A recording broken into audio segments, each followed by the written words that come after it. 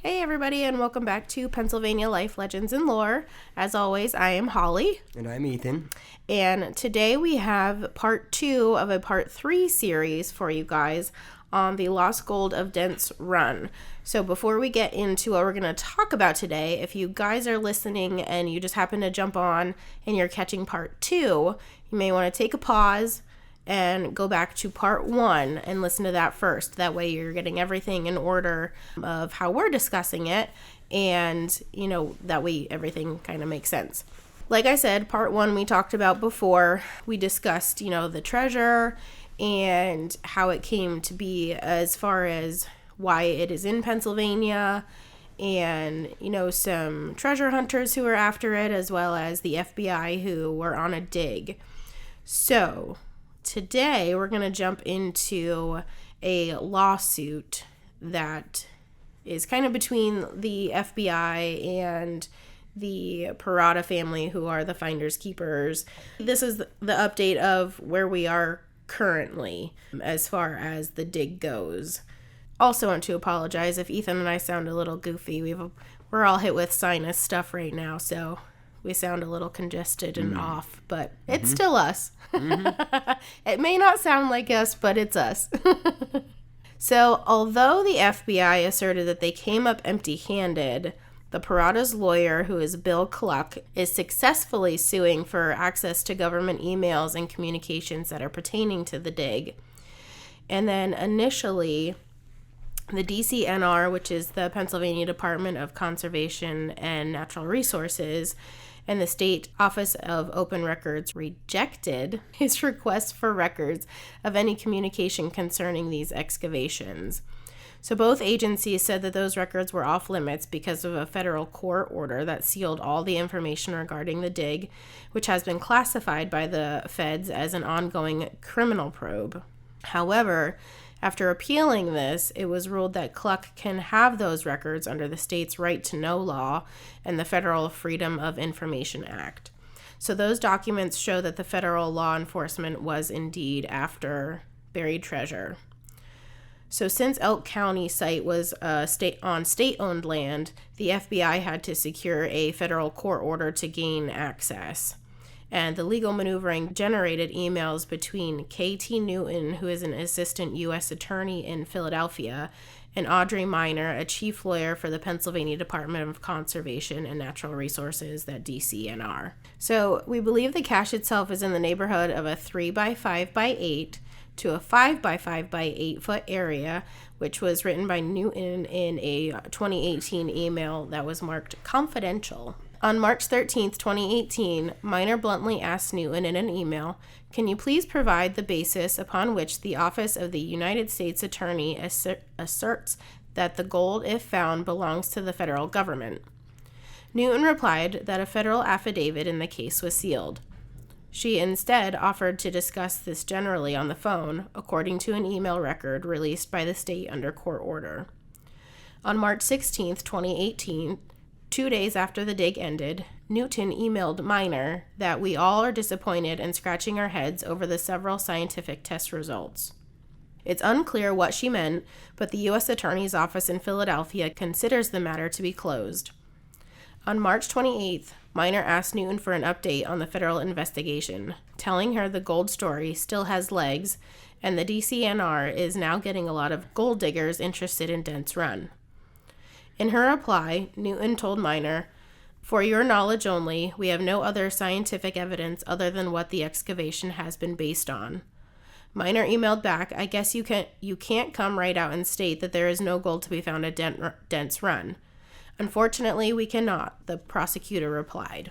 So according to court filings, the FBI told finders keepers that the EnviroScan had detected a buried object in a large metal target around 9 to 7 tons in mass. There are documented indicators that finders keepers was shut out of the treasure hunt it initiated. So the FBI has refused to confirm why exactly they went digging. In written statements, the FBI says only that they had court-authorized permission to excavate what they thought might be a cultural heritage site. That doesn't make any sense. That doesn't make sense to me. I wonder how they got it deemed to say that. Like, Because it's the like government why and they would can it say be a whatever they cultural want. heritage site? Like, that's bizarre. Because it's the government and they can say whatever they want. This is one of the arguments in the conspiracy. Like, what is possibly a cultural heritage site there? Right. And how are they having permission to dig there because somebody thinks that they found treasure, that all of a sudden it's a cultural heritage site? And also, why is the FBI involved in a cultural heritage site when That's their true, whole too. purpose is to prevent essentially Right, internal like, terrorism and what would they protect have us any from purpose external terrorism? in digging for that? Like why would that be a reason They for needed them the to money. dig? That doesn't make sense. They needed the money, and it's the government, and they'll do what they want. Yeah, that part just throws me off a little bit. Just a little bit. And it's part of the argument on like I'm on board like with that because what that the- makes no what the sense to world. me. Yeah, that's just like an out of left field, like Yeah. So essentially, they the just like government- stamped a tag on it, like, we don't know what to call this, so Right. Either they didn't know what to call it, or they don't want to share. Right. So they're saying, "Oh, it's all sealed, and it Right. was a cultural heritage site. Yeah. That we found nothing." yeah, bizarre. That's all I have. Bizarre. Yeah, it's odd. So as of the end of 2023, the lawsuit is still ongoing. Cluck is still waiting on documents from the DCNR and the FBI. And through court proceedings, the government eventually admitted that it possesses 2,700 documents and 17 videos relating to the dig. So the information's out there. Mm-hmm. It's just whether or not anybody will ever have access to it. Probably not. Never know. So federal officials stated it will take them 4 years to provide Cluck with all of that material. Why would it take 4 years if they have it all? Here, every like 30 days, here's a page. Mm-hmm. Here's a page. Like, I don't know. Like, why do they have to drag things out? Like, why does it have to take so long? They gotta take the documents out that they don't want him seeing. Clearly Well, out. there you so go. Busy with Mm-hmm. you know. But I have a lot of opinions on this that I feel are not appropriate for the podcast, so I'm just refraining from. you can't refrain. This is our Well, I just this have is our platform. You need to I have opinions outside that. you need of to just voice your the opinions. government itself. Well, we may not need to get into That's quite right. I don't have a lot to say on that this, far but detail. I just but think there's a lot of deception in the government, and they will do what they want, and they will only show people what they want to show. So true. they're probably only showing him the articles that have absolutely nothing in it, other than general. Oh, we didn't find anything, or we didn't find anything today, or we didn't find this today. Not the, oh yeah, by the way, we found $48 million worth of gold, or whatever the amount was. Yeah. So Sitting in a hole, that email is just magically gone, and the FBI is now $48 million richer. So Meg, interjecting here because you've heard my voice a couple times. Ethan, what you're saying, it's quite on target with what we're going to talk about the next episode. We're just getting in the way series, too far ahead. because that is a whole part of the conspiracy. I just know how the government works, and that's, I mean, history repeats itself, and I'm not going to Well, bring again, up they specific events. they have the but- means to keep the information from us, and what are we going to do about it? Right. Cluck is hoping that the information requested from the DCNR includes the search warrant the FBI would have presented to the agency before starting the excavation. That's not to guarantee that he will, but hopeful. And that should confirm what the FBI was looking for and its grounds for wanting to conduct the search. So if it has that information in there, he's probably never going to get it. Right, because they've already said it was a cultural heritage right. search. So if they have anything that Else proves in there, then that, otherwise, right. you know that they've been lying. Right. So it is possible that the DCNR file might also contain a more detailed report on what was found in the scientific survey conducted at the site before the actual dig occurred. So if you remember from part 1, you know, they found like that They detected something that they thought that had the properties of either properties of gold or tungsten. Tungsten is the only other Right. metal that So has they those properties. And had- it was 7 to 9 tons. Right. So they saw that, which then allowed them to dig because they saw something there. And so it would be nice to see if he could have a report as far as that information as well and what that actual survey was. So Cluck had stated, "I'm just following the law and trying to find out what's going on and why people are playing games. If in fact there was nothing there, I want to know, as do we all." So in 2022, the FBI released a statement publicly acknowledging for the first time that it had been looking for gold in Dents Run. However, it continues to deny finding anything.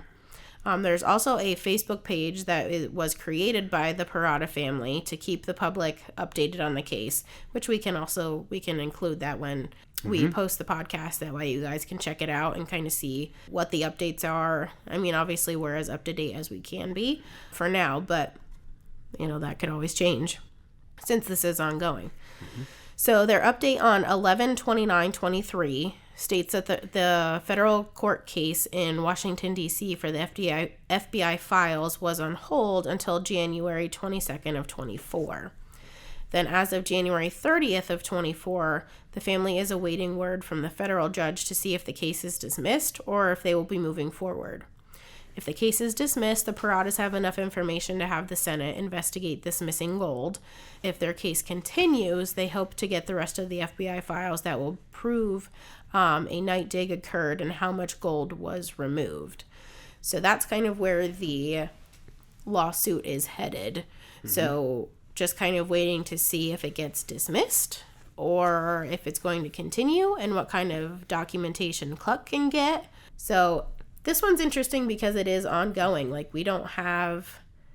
Obviously, we're going to go through our thoughts and our opinions about it, but, things could still go one way or another and find out more or less about what's going on here in the near future. And obviously, if we do find out any more information, we can kind of keep you guys posted on this one and do updates on it and kind of see if anything big happens, where it's at. And also, for anyone listening, Meg again here, the Facebook page the family has, they post fairly regular updates. I haven't checked it recently, but they post fairly regular updates about the project because, and the process, the legal process that they're going through. They believe something was taken.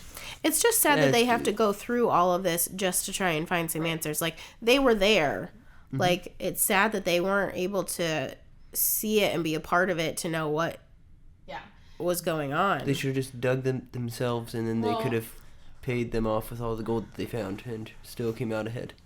Well, the fact that they were told they would be allowed to see it and then were denied access by armed FBI personnel. Right.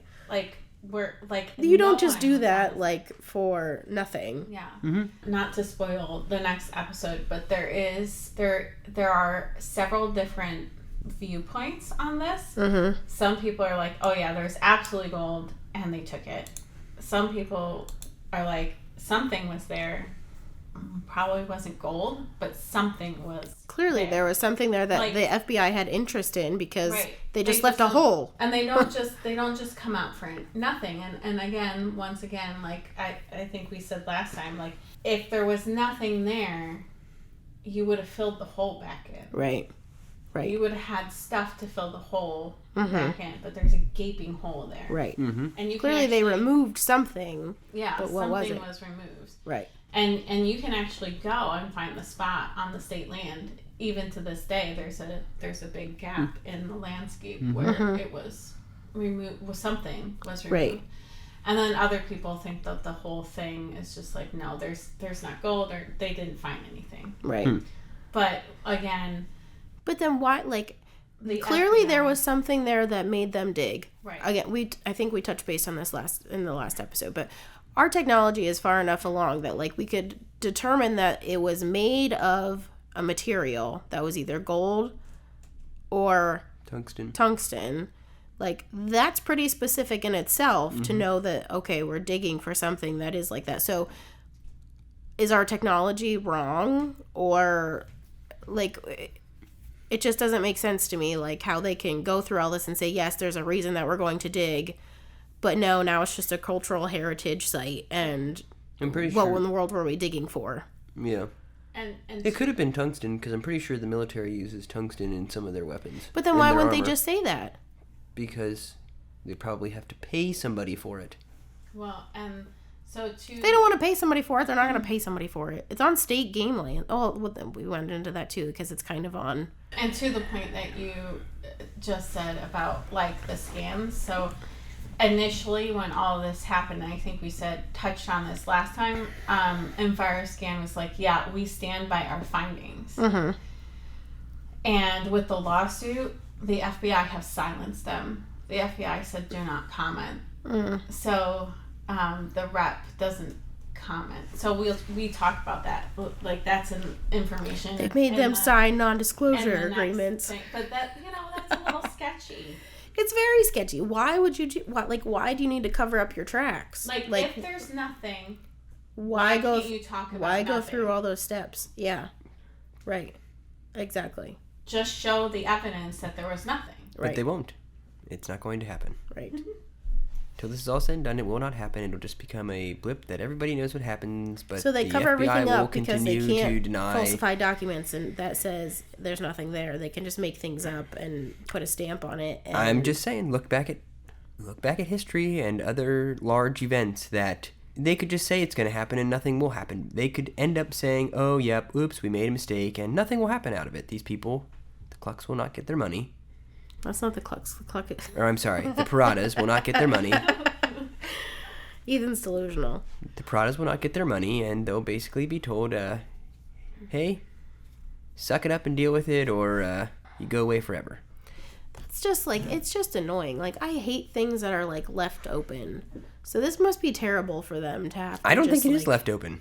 I think it's pretty obvious that the FBI found something, they took it out, and they're not going to tell you because... But it's left open then. Not because really. they It's left found open. something. They won't tell you what it was. You just are... They don't tell You don't know what it is, but they found something. That's still left open. I need a resolution. I need to know what it was, They how much found- of it was, what it was from. They found You know, gold. this could be gold from something else. They found gold, or they found tungsten, and they're not going to tell you the exact amount that they found because they're either pocketing it or using it to fund something else that they're left doing. open, and it drives me nuts. So Or- to actually be involved in something like this, we're just talking about it, but to actually be involved in something like this and not have a clear-cut end to it. Yeah, when the FBI My listens to gosh, this, they're that probably would going to just get a stress letter me that out. says, "Stop talking about it," or else. If our podcast gets out there enough that happens, They're I will just constantly give listening ourselves to- a pat on the They're back. constantly listening I to was just everything. gonna say, there's so many other. It could be in our Like- podcast. I could have said something now that they're listening on my phone, and now they're flagging because I'm talking about this on podcast. Or just like you. Let's go. Come on, let's face Well, it. They're listening to everything. Freedom I of think speech. There That doesn't are exist. so many other venues talking Oh, about Ethan. this story that I think they probably hit those first. But yeah, but that would be amazing. at It the would same be. time, Yeah. That means our podcast is taking off and we are successful. And we are reaching people and they like to listen to us. And kudos. And then it will be immediately unsuccessful because the FBI will say, "Yeah, you need to stop what you're doing or else." Okay, then we'll move on to a different story. Maybe. I'm excited for part 3 because I did put a little nugget in the end that is I have a theory, Okay. and I would put my theory in at the end Okay. about what I think what I think happened. Okay. But I'm not going to share it now. You'll have to wait for part 3. But what I kind of think Yeah. the reality of the situation. Yeah.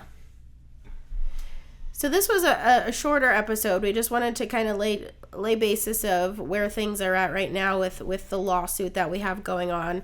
I did want to give a little shout out. So we did have a listener reach out, Rich, who had heard about this story before, and it reminded him of another buried treasure story, but instead of gold, it was silver.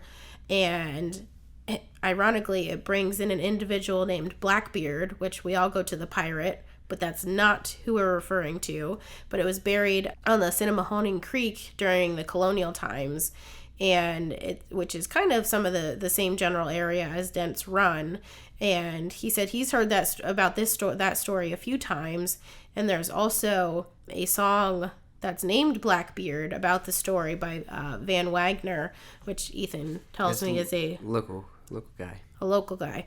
So that is interesting, and we might have to kind of dig into that a little bit to kind of see if what that story is about. And I know, Meg, you had said that you had read a little bit about it while you were looking up the Dents Run.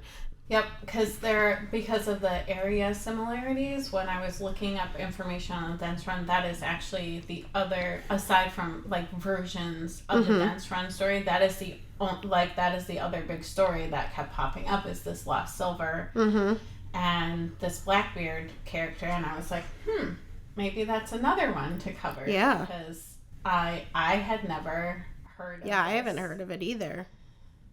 But that would be another interesting one for us to touch base on, because I didn't know that there were so many lost treasure stories so close to us. Mm-hmm.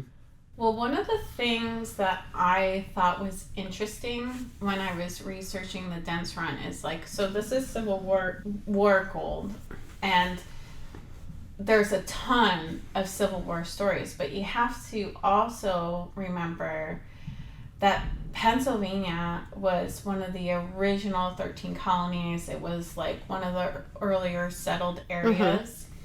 And and also it was sort of the Wild West for a while. And so people who were smuggling stuff in as coastlines became more heavily managed and guarded by authorities, people pushed back. This became the place where they smuggled things out to, and then would go back for it later.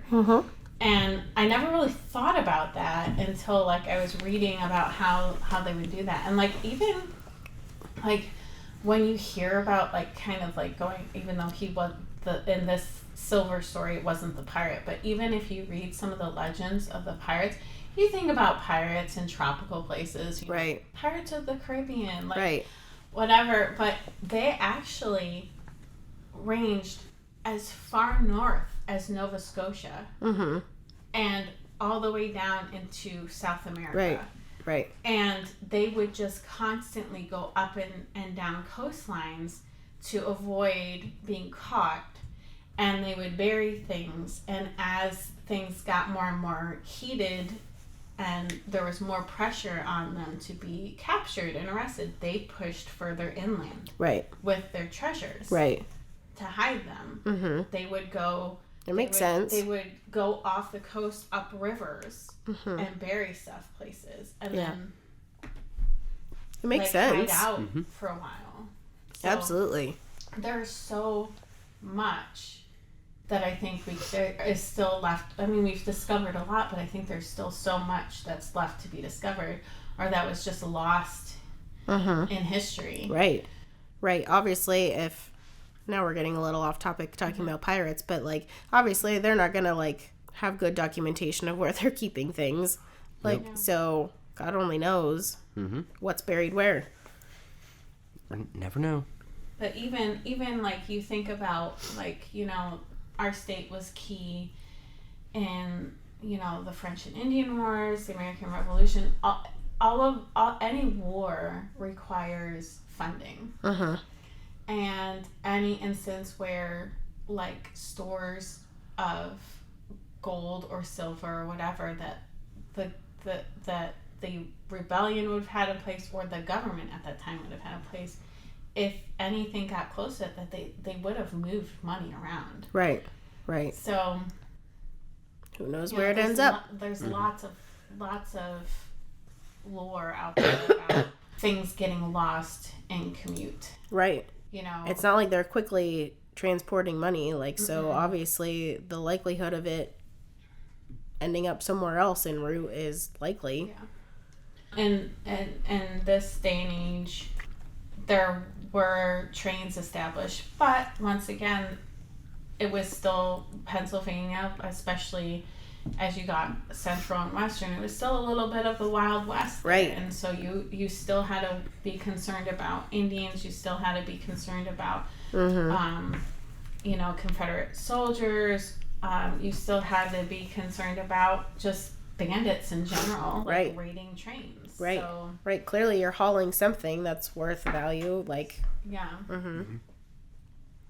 So yeah, there's a lot of different factors, and part 3, which I keep you guys a little bit in the dark. I have not taken a look at. Nope, I haven't skipped ahead either. Part 3 gets into some of those intricacies and what the environment of was like in the state at that time, like different theories about like would that gold have actually been lost that way, or would have it made more sense to do something like if they're gonna try to skirt the Confederate Army. There's some theories about it making more sense to go one way or another, and so that's where some of the doubt comes in. Okay. So we'll get into like some of the different theories and stuff like that. So as like honestly my favorite part. Yeah. Is We leave the best for last. yes. Mm-hmm. There might be some fun conversations during that one. I'm going to have to watch what I say. I feel like you were doing that today. Mm-hmm. That's why you've been quiet over there. Mm-hmm. I could go down a rabbit hole, but I just don't want to.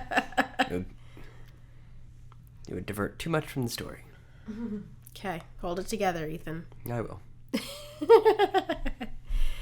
So also then veering off of a little separate story here. I know Meg has some updates on some of the past podcasts that we've touched base on. So we'll let Meg kind of take a run and give you guys some updates on her personal, stories on some of the past legends and things that we have talked about.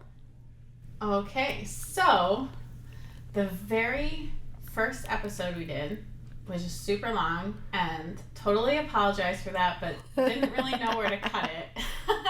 Like to break it And up. we were new to podcast Yes. land, so we just kind of went with it. So it's on mountain lions, the Nittany lion, okay? And whether they're here or not, and there's like people who are adamant that there are no mountain lions left, and there are people who are adamant that they're here, and there are people who kind of like sit in between, like there's evidence that they're coming back over from the west, and like, just by the nature of the animal, they're not going to be seen unless they want you to see them. Correct. So, and there's areas like in our state even today that are so remote, we would not, like even some of the most avid hikers and mountain climbers and things would just not go to those places, but mountain lions can. Right. So, for those of you who don't know me, I'm the marketing director here at the Shawnee Insurance Agency, but I also am a fine artist, and I love to paint, and I am involved with the Bellefonte Art Museum in Bellefonte, which is out towards State College. And so I volunteer there usually once or twice a quarter, and my work is also, actually it's going to be exhibited in one of the galleries there this month. But I was driving back. It was a few months back now. It was in late autumn. I was driving back from volunteering, and it was dusky, and I was on 192 going towards, I was just above like halfway down, so like where Bull Run Road is, like, and there's that stretch that everybody flies on because it's like super straight and open, right? Meg's like, I'm not saying I'm that not it did, admitting but to anything, but I'm just saying. And that's what people do. I've also heard stories about Josh and Ethan's pap on hunting mornings, just flooring it and opening it up there. But so I'm driving back, and like the light is very soft and it's dusk, and so there's a couple patches where there's a high tree line and then a grassy hill kind of down to the road. So out of the corner of my eye, I see there's an animal, and so I slow way down because I'm thinking it's a deer, and I'm thinking, okay, where there's one, there's multiple, and they're gonna come out here, right. and and it was brief, but I look at it and I'm like, that's not a deer. Mm-hmm. Like it's the size of a deer, and it's not like this. It was really just a silhouette because it was sort of in the shadow of the tree line, and I'm like, I could see that the leg was tawny color because the leg was in the sunlight, the front leg. I'm like, it's kind of the color of the deer, but it's got a long tail, and it's not fluffy. Like you can tell a silhouette, it's sleek tail, yeah. So it's not a bear. It's not big enough to be a bear, like bulky. Yeah. And it's definitely like a meaty, like sleek, muscly animal, but it's got a long tail. Right. And I'm like, and then as I was looking, I'm trying to like look closer at it, but also not like veer off the road. It drops in the grass, like just drops. The whole thing. Which cats do that. Right, just drops. Yeah. Into the tall, like, because there was still like taller brushy grass there, and it just drops into it. And I'm like, okay, so deers don't do that. Right. So it's, and they don't have a long tail. Right. And I'm pretty sure, like, what else has a long tail in this area? Right.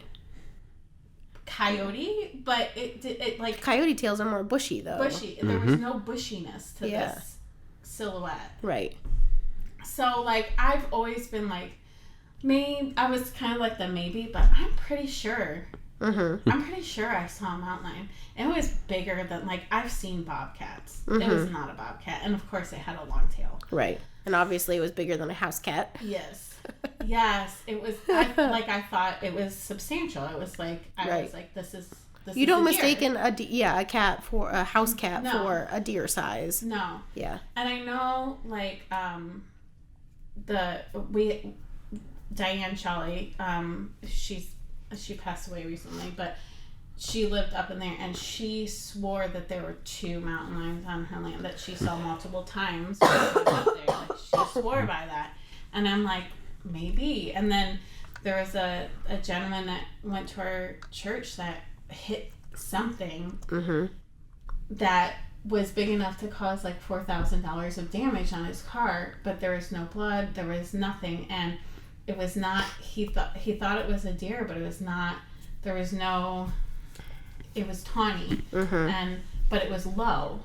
Well, and I feel like we live in Pennsylvania. You know when you see a deer. When people hit deer, like, you see it. Like, you see it at some point. Yeah. They're quick, but, like, if you hit it and it's able to run off, you still see it. I don't know why I'm struggling with this, but... If you hit a buck, you're going to get damage, but you're also going to see those horns. Antlers. Antlers. Ethan's over there just, like cringing. I am not a hunter. I would have went with it. I am still learning. But you would see that. So, like, this guy was like, well, I thought maybe I hit a doe because there was no... Right. But you hit a deer, there's blood. Right. There's hair, there's... Like, you hit a deer hard enough to cause $4,000 worth of damage to your car. Right. Like, and he had it was an SUV or a truck. And, like, wasn't like a small... Right. Like, that deer's going to be injured. Yeah.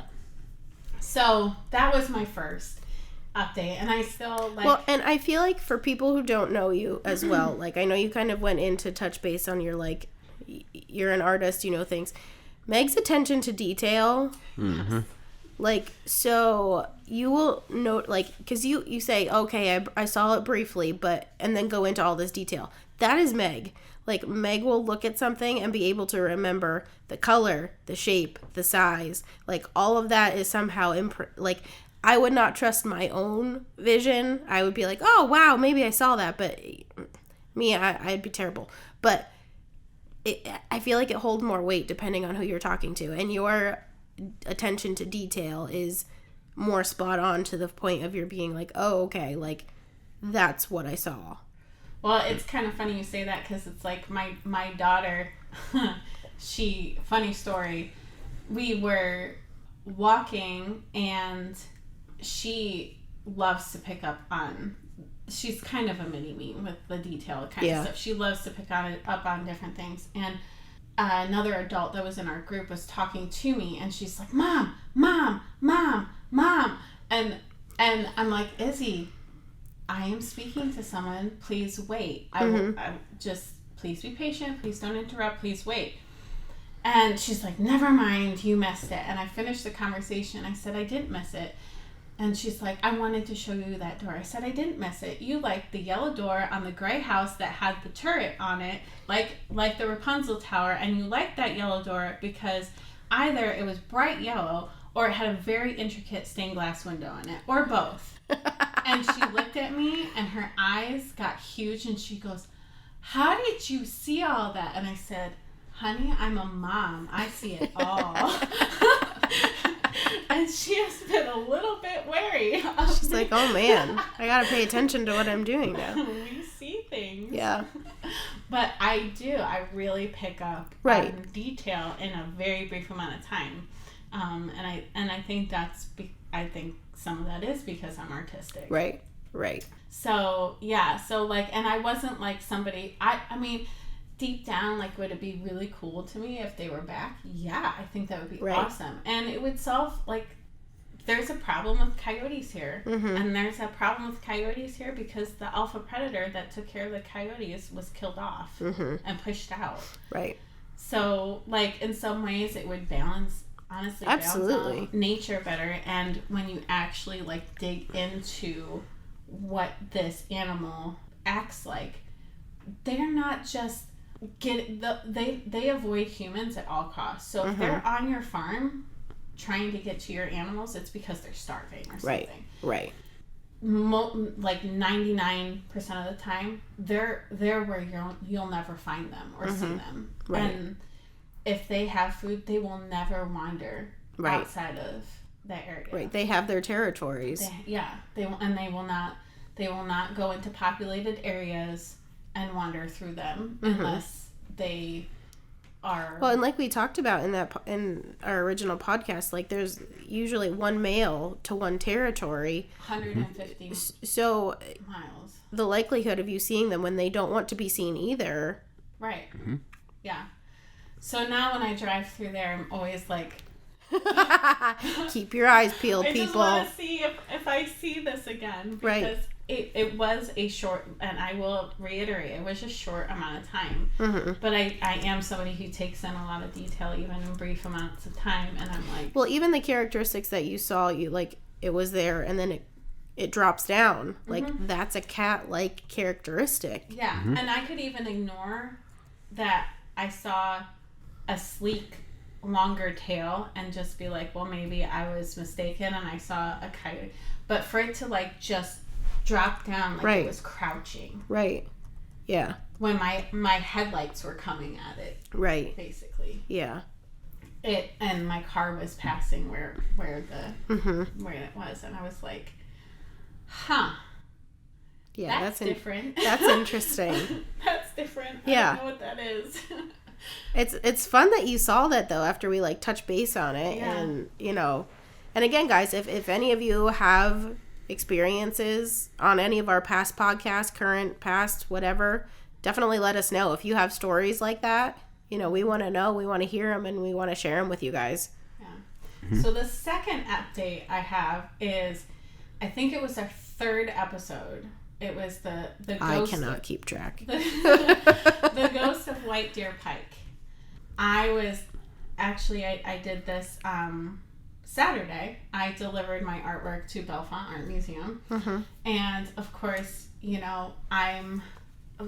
we are a little crazy right now because we've moved. And I don't know where anything is. So I'm the panicked mom who's like going to get Easter candy for their kids' Easter baskets the day before Easter. And also realizing I can't find their Easter baskets. So we improvised. And I bought, I actually bought them little suitcases at Aldi's. That was perfect. Because, we travel up to the Finger Lakes a lot to see my family. So I'm like instead of going straight home from there, I'm going into Lewisburg to pick up Easter candy and these things. And I thought, I'm going to take this mile run exit and just see what they're talking about. So the couple, I think they were in, I don't remember if they were in the early 90s. But anyway, the couple that saw this ghost, that was the one witness that had this experience coming from Lock Haven University. And they were in traffic. It was dark, it was rainy, it was kind of misty, and they got stuck in traffic, and they decided to take that exit. And the thing about that exit is there's no amenities. So once you get off, there's like no gas stations, there's nothing, and that is still true. But they got off and they took a left, and they said, I'm pretty sure they said they encountered this woman, this ghost, after the first or second turn. So I went down that, and I don't know if it's changed a lot since they went, but there are now, and it's still rugged, but there are now cabins, like hunting cabins, like camp cabin kind of things on both sides of the road. Some of them are further back, some of them are pretty close, but almost the whole stretch. Yeah. There's a few spots where it's emptier, but in the area that they were talking about, it was definitely fairly there were cabins, one after another, around both of the first and second curves. So, when I was driving, it was about 5 o'clock, and it was rainy, it was misty, it was foggy. It was still lightish. All the eerie. Right. I mean, it was still, it wasn't like pitch dark, so they were in the dark. Right. But even in that, I could see how if you were in the rain, it was foggy, whatever, you could honestly mistake an actual person for a ghostly figure if your headlights hit it in the fog. Right. Like, I was driving down that road, and I once again saw a deer. Like, this one was a deer. It came in front of me. I mean, it was close, but not where I would hit it. I just saw it coming across. But I saw it initially in the fog, and it looked like a ghost deer in the fog. Like, it looked spooky. The fog can distort things. Yeah, and I was like, "What is that?" And then I'm like, "Oh." So I slowed way down, and it went across. It like bounded across the road into the woods on the other side. And like, I could see how in the dark, in the fog, in the rain, if somebody... You're also on like a spooky, kind of deserted road. Like, you're in the mood of like, ooh, eerie things are happening. And if somebody from one of those cabins was out, and even if they were wearing light colored clothing, your headlights hit that in the dark, it's gonna look all white. It's gonna illuminate them. Yeah, and it's gonna look like they're glowing. And I mean, I don't know how to explain like the poof, the light disappears, but fog really does distort a lot. Yeah, that is why some areas have fog days. Where they shut everything down because the fog's so heavy because you can't see right well. Yeah. So. I mean, once again, there's part of me that's like, I love the spooky and the folklore, but I could really kind of see how you could debunk that one. Debunk that. Yeah. I don't know. We've never driven. I've been on it a bunch of times. Younger, fishing with Dad. That's like a huge stretch for trout fishing. Were there cabins and houses? They're all hunting cabins. Yeah. Okay. They've probably been there, I would say, since the 70s and 80s. Yes, okay. Some of them not before. Really old and kind of decrepit, but there are several now that are there that are actually really nice that look more like new constructions. So. But yes, it's a pretty popular stretch of fishing for trout fishing. I mean, like I said, Dad and I have, and Josh have fished it numerous times. I'm trying to remember. I think they said it was in the 90s. I'm trying to remember the time of year. Like, and I would have been back in there fall. In the 90s. So like, I don't know when's fishing stuff. So that's more spring. Because like fishermen get up at all goofy hours to. I mean, back when I was little, you had to get like out there at dark. You were standing there. Fishing didn't open until 7 or 8. And it But was that's like morning.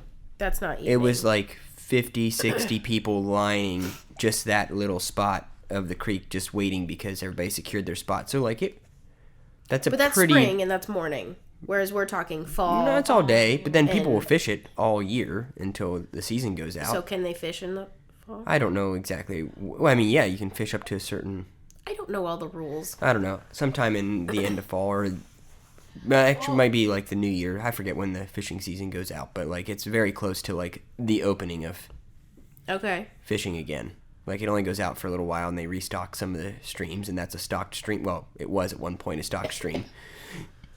So like it's heavily and traveled even, more than people think. Even Okay. if it wasn't fishing, I mean, you think about the camp that we go to, like We've traveled that road. You've been on it. even in off. I'm so hunting directionally challenged. I have no idea. season, like even when it's off hunting season, people stay at it. Right. So True. maybe it's just somebody staying at their family cabin, even if they weren't there for fishing, so Right. to speak, but like, and just took a walk at night or Yeah. was out at night to see Well, and who knows. in the fall, like it's starting to get darker a little bit earlier, so it could have been, at a time where people are out anyway, and who knows. So that's interesting. I still like to go the spooky route though too. I I like want it to too. believe that things happen and people see things, and it's just, I don't know. But yeah, I was driving that and I was like, I really don't want to debunk this, but I can really debunk this. Like, Yeah, you're like, I can and- see how. And the fact that I could not find any other story. So if somebody has another story, That of would be seeing good. This like woman that disappears into a ball Or of light, yeah. off into a tree or Right. whatever, in that, Or in even the just white balls of deer fest. light. Like, Yeah. you don't even have to see a person. Any Right. story. Yeah, I mean, please prove us wrong. Even if it's not you, even if it's a hearsay story, that would be fun. Yeah. That would be interesting, though. But I could see, like, fog really does mess with stuff. Like, fog is a scary beast. So I could see how that would. And if there's lots of houses and stuff, like, seeing somebody in the distance in the fog is going to be kind of spooky. And when I was driving that road, there were tons of people there. Like Ethan was saying, like there was trucks and cars lined up. Like, Is it this kinda- weekend? Yeah. Because I'm pretty sure today was the opening day, or this weekend was trout opening, maybe. Or it happened recently. Like I said, in fishing season, the place is nuts. Yeah, there were cars pulled off into the woods everywhere. Yeah. Okay. And they're probably all of those cabins had cars parked Yeah. in their drives and parking areas. And when I pulled off and went to the left, to the right, there's actually a bridge Okay. that had people all over it. I was like, what's going You're on? like, what is I this? actually, at first, I looked at it. I'm like, is that an accident? Because there were so many people on the shit. bridge. Maybe. And then I remember, I'm like, oh, it's spring. They're probably fishing. I don't really know when that happens either, but I know it's spring. So Yeah. I'm like, somebody would have to pay me money to stand on a bridge in cold, wet weather And to get a fish that probably is going to be thrown right back. right, and if you're just right next to like tons of people, like that doesn't seem fun to me. Like And you're not you're all supposed to fishing for the talk. same thing. Yeah, Like, no. You're not supposed to talk. I remember. that's Well, no, Hunting I is remember- worse, and you. Yeah. No, I remember being on a boat with your dad. I don't know if Josh and I were engaged yet or we're still dating, but apparently I was talking too much, and your dad's like, "You need to be quiet." And I'm like, "Oh, Sorry. sorry. Sorry. The fish can hear you." Did not know that.